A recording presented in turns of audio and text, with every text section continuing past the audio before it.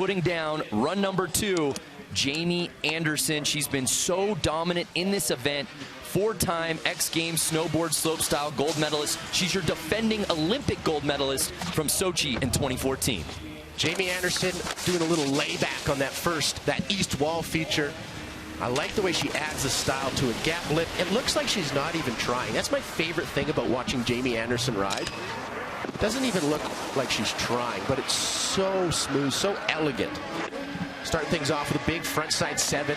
Keeping things the same, a little sketch. Will she have enough speed for this second jump? Big backside 540. So clean. Coming into the money booter, switch stance, scrubbing speed. Cab 720, tail grab.